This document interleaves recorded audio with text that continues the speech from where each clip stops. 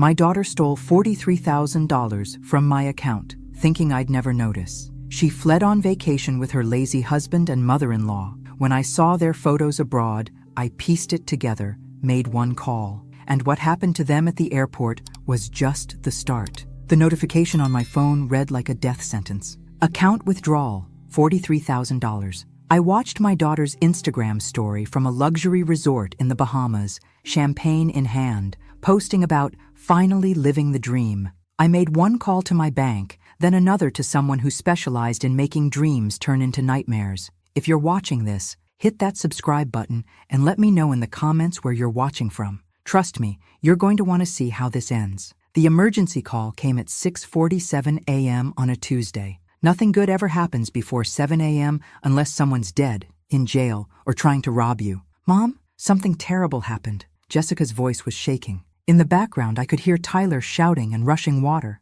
Or maybe that was just the sound of my retirement fund disappearing. The apartment flooded. A pipe burst upstairs. We have to be out by tomorrow. Ah, yes. The classic apartment flood emergency. Right up there with my grandmother died in the teenager excuse handbook. Except Jessica was 28. Are you okay? We're fine, but we need deposits for a new place right now. Plus, Tyler's car broke down yesterday. Multiple emergencies requiring immediate cash. In 35 years of teaching, I'd seen this performance countless times. How much do you need? Maybe 8,000? I just need access to your account for a few days. Access to my account, not a loan. Complete access to decades of coupon clipping. But here's the thing about being a mother. When your child sounds distressed, common sense goes out the window. Okay, I'll add you to the account. Oh God, Mom. Thank you. I'll pay back every penny. Famous last words. By 10 a.m., Jessica had access to my $127,000 savings account. I set up text alerts for transactions over $1,000. The first alert came at 2:15 p.m. Withdrawal, $8,500. Okay, apartment deposits. The second alert at 4:45 p.m. Withdrawal, $3,800 Tyler's car, presumably. But when the third alert arrived at 6:20 p.m., withdrawal, $12,000, I called Jessica, straight to voicemail. By Thursday evening, my account had gone from $127,000 to $33,000 in 48 hours. When I finally reached Jessica Friday morning, she sounded different, distant. Mom, relax. Moving is expensive. Jessica, this is more than we discussed. More issues came up. Don't worry about it. She hung up. I drove to their apartment to see this flood situation myself. The building was bone dry. Oh, the young couple? Said Mrs. Garcia. They moved out yesterday with suitcases. Said they were going on a big trip. Then my phone buzzed. Withdrawal, $43,000. I opened Facebook. There it was, posted 2 hours ago. Jessica, Tyler, and Linda at O'Hare Airport with expensive luggage, grinning. Caption, surprise vacation. Sometimes you just have to treat yourself, Tyler had commented. When opportunity knocks, you answer. Linda added, some people save forever and never actually live. I sat in my car and laughed. Not happy laughter. The kind that comes before you either have a breakdown or burn the world down. The flood was fake. The car trouble was fake. The emergency was fake. But my empty bank account? Real as a heart attack. I stopped laughing and got very quiet. Time to show Jessica what a real emergency looked like. The photos started rolling in like a slideshow of my financial destruction. Poolside cocktails at 11 a.m. Designer shopping bags. Spa treatments that cost more per hour than I used to make per day. Each photo captioned with, living our best life, or finally learning to treat ourselves. Apparently, treating themselves meant treating themselves to my money. Learned that life's too short to make excuses, Jessica posted under a $300 massage photo. Tyler taught me that happiness doesn't have a price tag. No. But happiness apparently had my bank account number. The comments from friends were worse. OMG, how can you afford this? Goals. What's your secret? Jessica's responses made me homicidal. Just stopped letting fear control my decisions. Sometimes you have to invest in your happiness. But the photo that sent me over the edge was Saturday night. Jessica, Tyler, and Linda toasting at a beachfront restaurant. Tyler's caption, to new beginnings and leaving old baggage behind. Some people spend their whole lives afraid to really live. Old baggage. 28 years of raising her was baggage. Linda commented, the best revenge is living well. Some people never learn money is meant to be spent. I Googled Private Investigator Chicago. Robert Hayes was a former cop specializing in financial fraud. His office looked like a 1980s detective movie. Mrs. Sullivan, this sounds like your daughter got mixed up with professionals. Professionals? Multiple emergencies. Urgent account access. Immediate vacation. Someone's been coaching her. While Robert investigated Tyler, I called my bank and froze future transactions. Then I filed a police report. Since she had legal access, this will be complicated, Officer Martinez explained. Probably a civil matter. Civil matter. Because there's nothing criminal about stealing your mother's retirement fund for vacation. But Robert called Tuesday with game-changing news. Tyler Carter has priors. Fraud cases in 3 states. Same pattern. Targets young women with family money access, creates fake emergencies, disappears. What about Jessica? Phone records show dozens of calls between them for months. Mrs. Sullivan, your daughter's been planning this. My daughter hadn't been manipulated. She'd been recruited. Tyler and Linda are wanted in Florida for elder abuse, Arizona for identity theft. This is what they do professionally. I hung up and stared at Jessica's graduation photo on my fridge.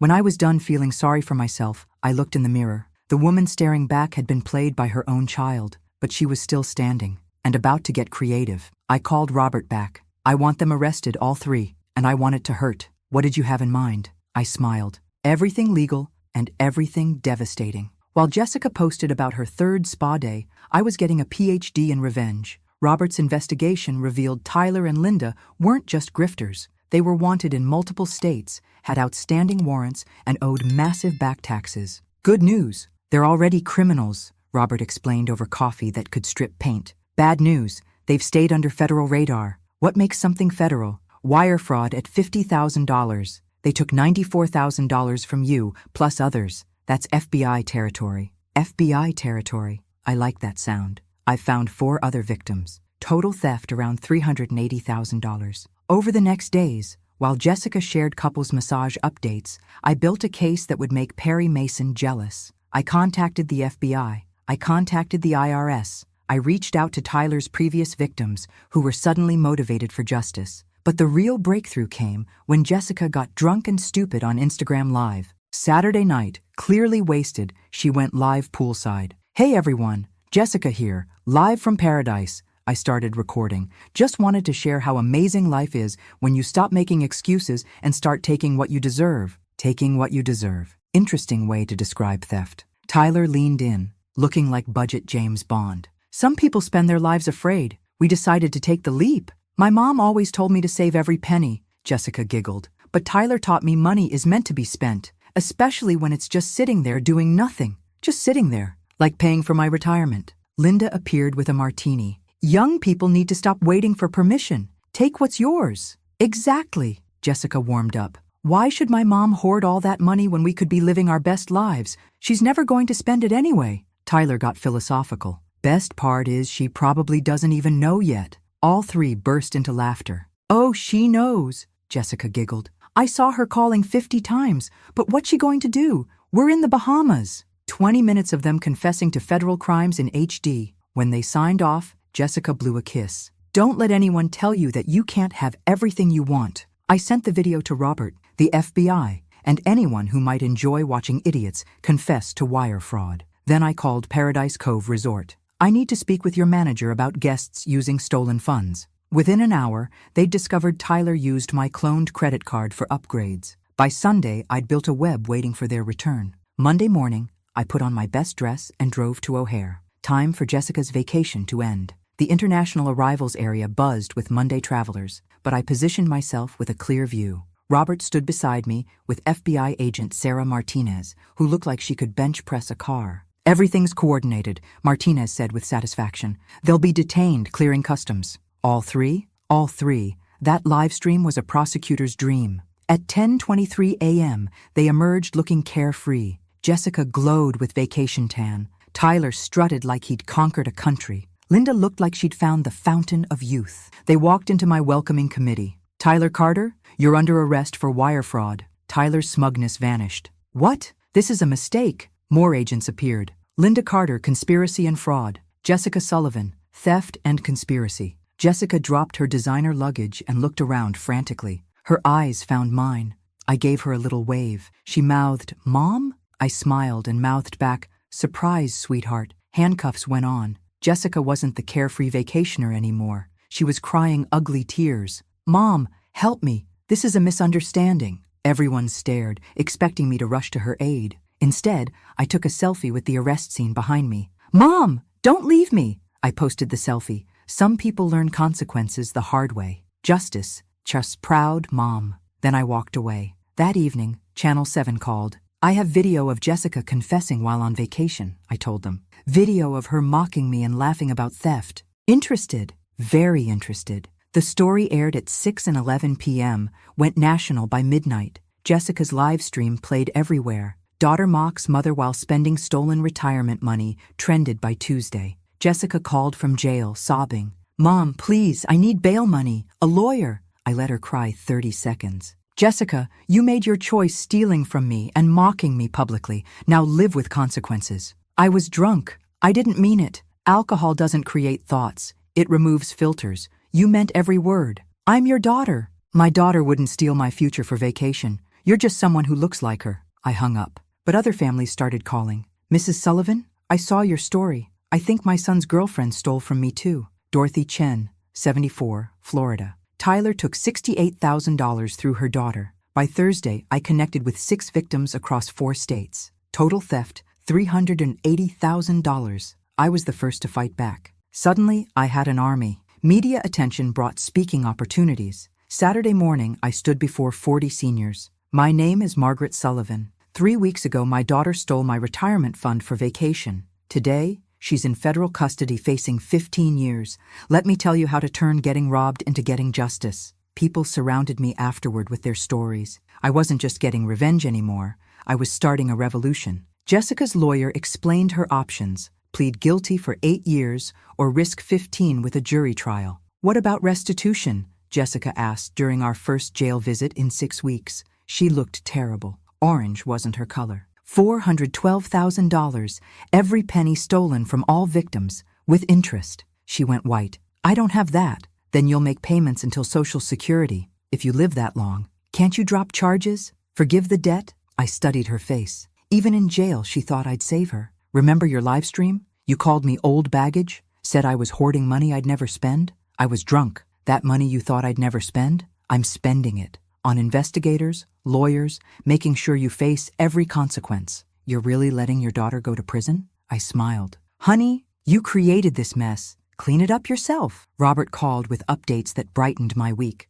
"We found Tyler and Linda's hidden assets. Multiple accounts, some offshore. Over $800,000 from dozens of victims. The FBI recovered $320,000 after months of work. I got back $41,000 of my original $94,000. Not complete, but enough to avoid cat food dinners. Every victim got partial restitution. Dorothy Chen called crying when her check arrived. "I got $45,000 back. My granddaughter and I are taking that Ireland trip." That meant more than my own recovery. The trial began that fall. Jessica testified against Tyler and Linda. "I convinced myself my mother owed me for my childhood," she said, looking aged by custody. "Tyler didn't force me. He showed me how to justify it. And now, I destroyed the most important relationship in my life for money I spent in 10 days. Tyler got 22 years. Linda got 15. Jessica got 6 with parole possibility in 4. After sentencing, Jessica approached me. "I know I don't deserve forgiveness, but testifying felt like the first right thing I'd done." She looked different,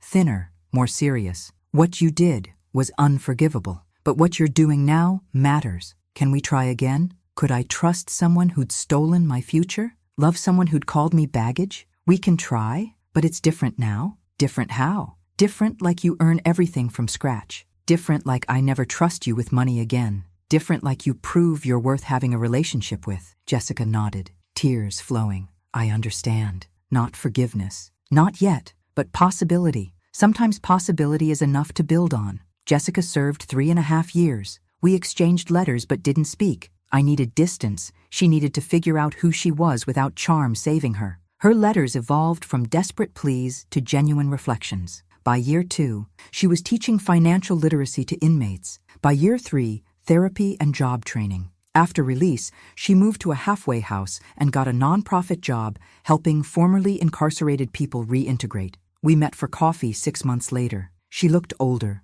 more serious. I'm working at a reentry program, helping people find jobs, housing, basic skills to avoid returning to prison. The irony wasn't lost on either of us. How's that going? Good. Understanding manipulation makes me good at helping people avoid being manipulated, like being bilingual, except it's criminal behavior and rehabilitation.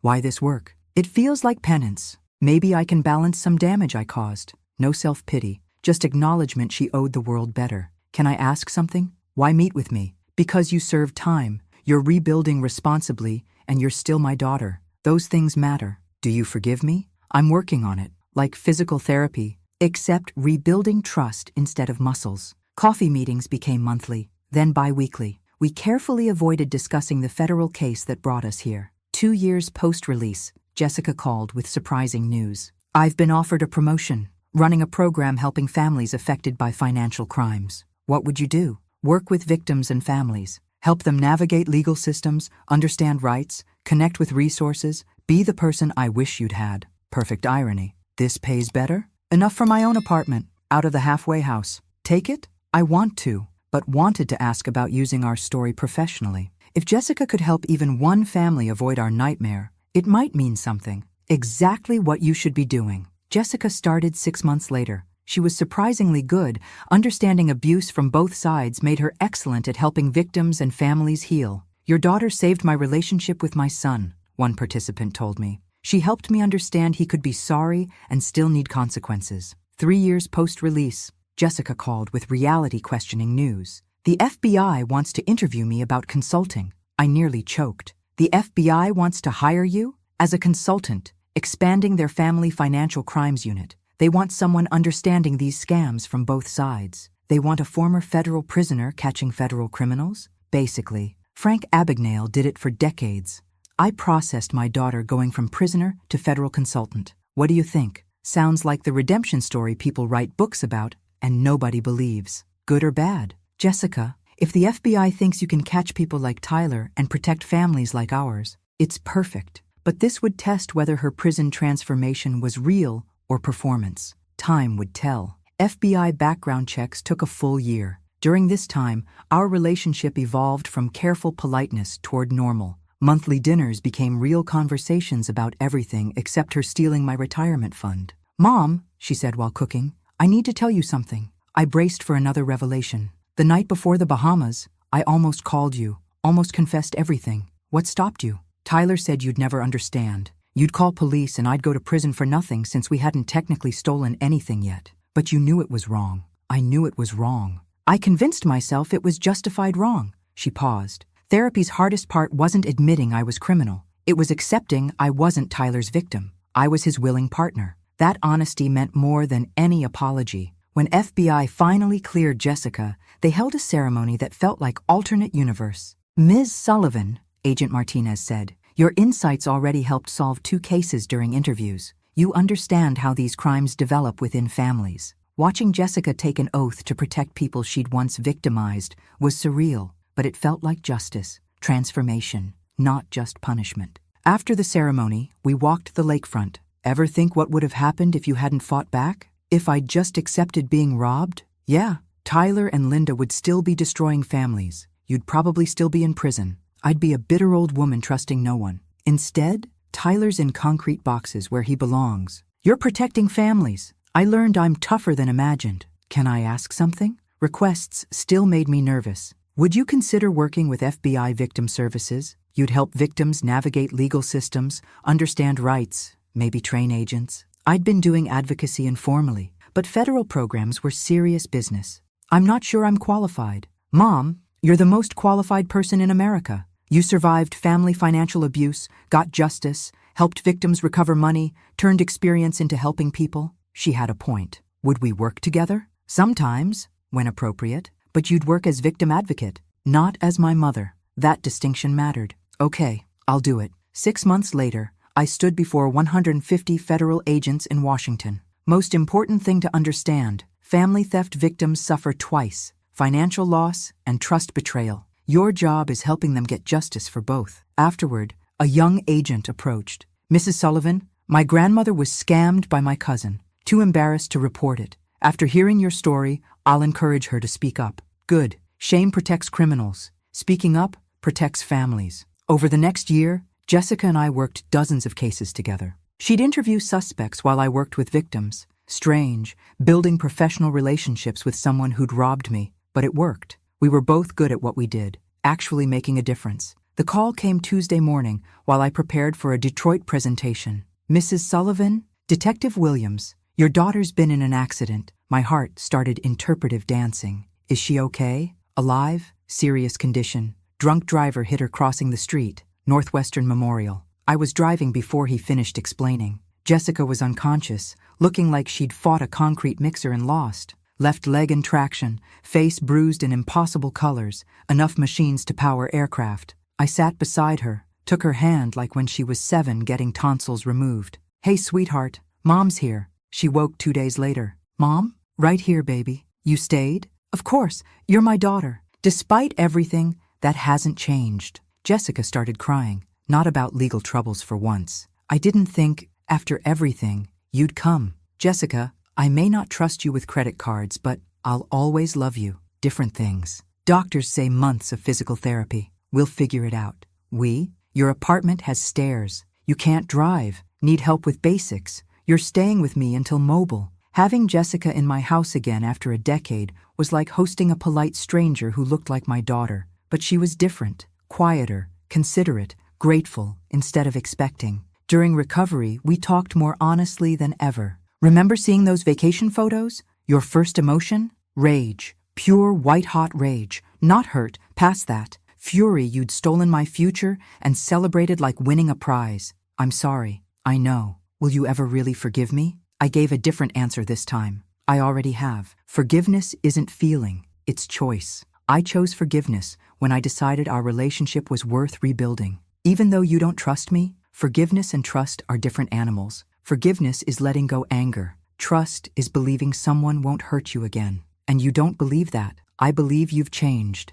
I believe you're genuinely sorry. But I believe people make terrible choices when desperate. So I forgive you but protect myself. Jessica nodded. That's fair. After 8 weeks, she was ready to return to her life. Last night, we sat on the porch drinking tea. I have something for you. She handed me an envelope. Inside, a check for $15,000. What's this? Part of what I owe you, saving from my FBI salary. This represented months of careful budgeting. I can't take this. Mom, you didn't choose whether I stole from you, but you can choose whether to let me pay back. I looked at my daughter, not the woman who'd robbed me, but someone spending years making amends. Okay, I'll take it. Really? Really. But I'm not keeping it. What do you mean? Donating it to your victim services program, in both our names. Jessica cried different tears. Thank you. Thank you for giving it to me. 3 years later, Jessica dropped a bombshell during Sunday dinner. I've been offered promotion to head FBI's new National Family Financial Crimes Task Force. I set my fork down carefully. They want centralized unit handling family financial abuse nationwide.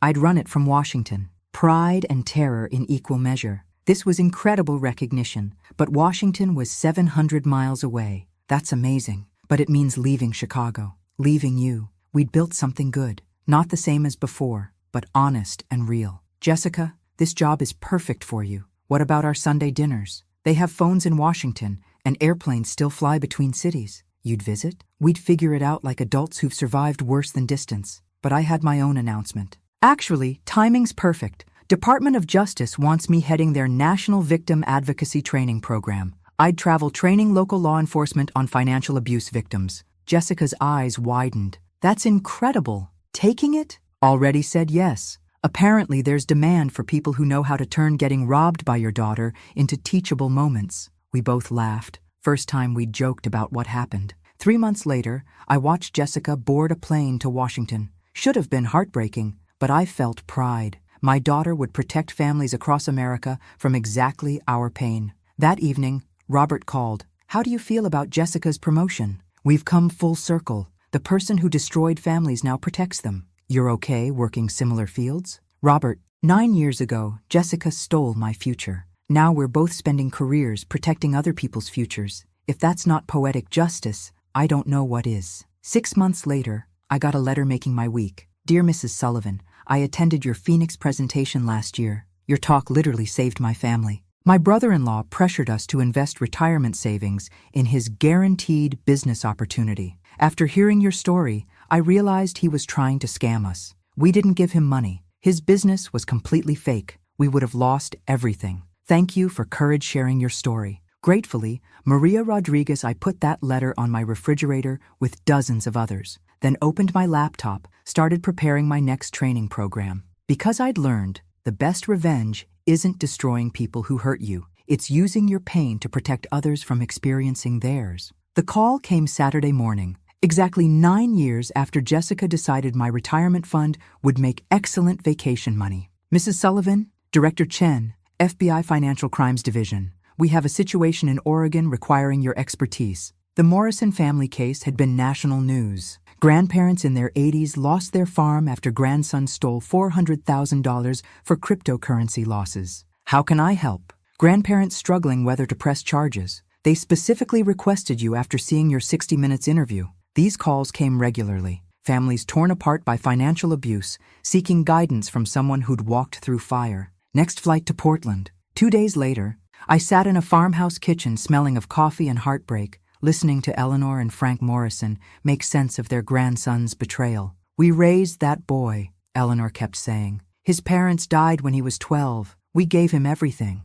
You gave him love. That's not the same as giving him the right to steal from you. How do we move forward? He's still our grandson. You decide what kind of family you want to be. One that enables destructive behavior through misplaced love, or one that holds people accountable while still caring? I spent 3 days with the Morrisons, sharing my story and helping them navigate the worst family decision imaginable. Hardest part is pressing charges feels like betraying him, Eleanor said. You're not betraying him. You're holding him accountable. There's a difference. Betrayal would be letting him think stealing from people who love him is acceptable. They chose to press charges while maintaining their relationship. Advanced course in loving someone who's committed crimes against you. A year later, they sent updates. Their grandson pleaded guilty, was in gambling treatment, working 3 jobs to pay back theft. Family was in counseling, rebuilding trust one conversation at a time. Flying home, I realized something surprising. At 71,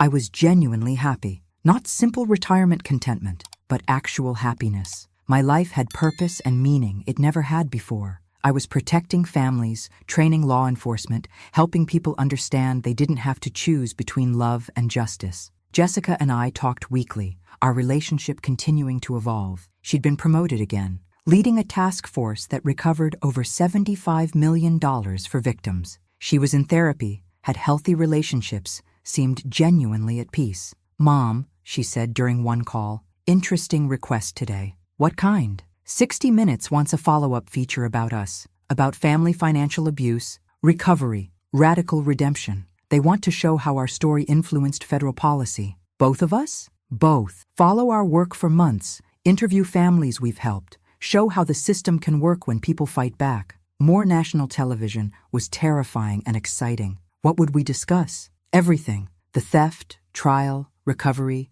current work, how families can survive financial betrayal and come out stronger. I thought about all the families I'd worked with, Hansons, Morrisons, dozens who'd found courage to hold relatives accountable while maintaining relationships. That would be perfect. Really? If sharing our story helps one more family survive this betrayal, it's worth it. The piece aired 6 months later. The theft that changed everything. A mother and daughter's journey from crime to justice. Response was overwhelming. Phone rang for weeks with families wanting help, agencies requesting training, victims sharing survival stories. But the call that meant most came from Jessica. Mom, seen FBI's latest family financial crime statistics? No? What about them? They've gone up 400% since we started working together. Families are reporting crimes, fighting back, getting justice. We're actually changing things nationally. That night, I went to bed feeling complete peace. My money was stolen, but returned with interest in purpose. My daughter betrayed me,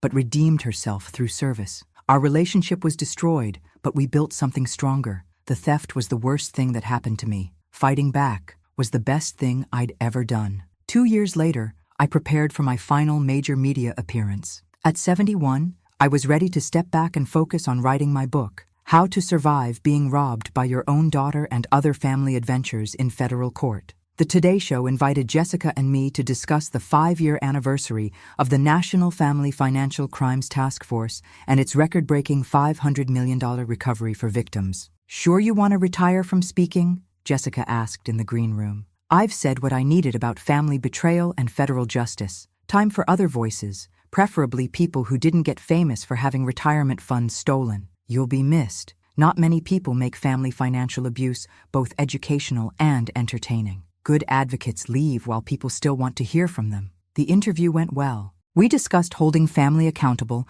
resources for victims, and that families could survive even worse betrayals. "What would you tell a viewer who just discovered someone they love stole from them?" the host asked. I looked directly into camera. "You have a choice. Be a victim forever, or fight back and turn pain into power. Won't be easy, but it's worth it. If you're lucky, you might end up with a better relationship than before someone robbed you." After the show, we walked Central Park, discussing future plans. "I've been thinking," she said, "when you write your book, I'd like to write the foreword. What would you say? That the worst thing I ever did led to the best thing I became. That redemption is possible, but requires more than saying sorry. It requires proving you've changed every day for years, and that accountability and love aren't opposites. They're partners." We sat quietly, watching families enjoy normal Sunday afternoons. Parents and children who probably hadn't been through federal court together. "Can I tell you something?" "Always. Sometimes I think about what would have happened if you hadn't fought back."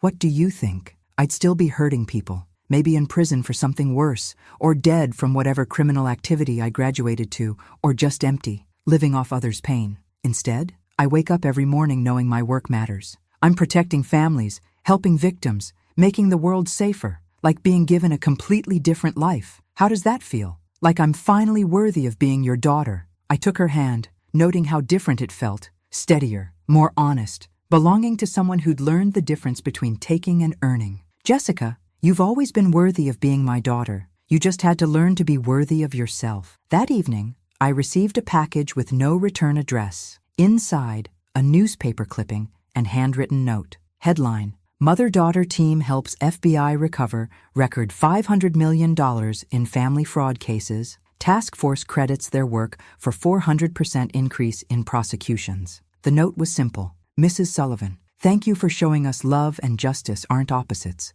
They're partners. Our family is whole again because of your example. The Morrison family." I put the clipping in my scrapbook with hundreds of others documenting our journey from crime to justice, betrayal to redemption, family destruction to family protection. Then I sat at my computer and started writing. It began. The theft was just the beginning. What came after was up to me, and I chose revenge, but not the kind that destroys, the kind that rebuilds. Because I'd learned the most powerful revenge isn't destroying your enemies. It's transforming your pain into protection for others. And that kind of revenge doesn't just last forever. It gets better with time, influences policy, recovers millions for victims, and occasionally gets you on national television twice. 9 years after my daughter stole my retirement fund for vacation, we'd helped hundreds of families get justice, recovered $500 million for victims, and proved even the worst betrayals don't have to define your future. Sometimes the best thing that can happen to you is the worst thing that ever happened to you, because it shows you exactly how strong you really are. Thanks for listening.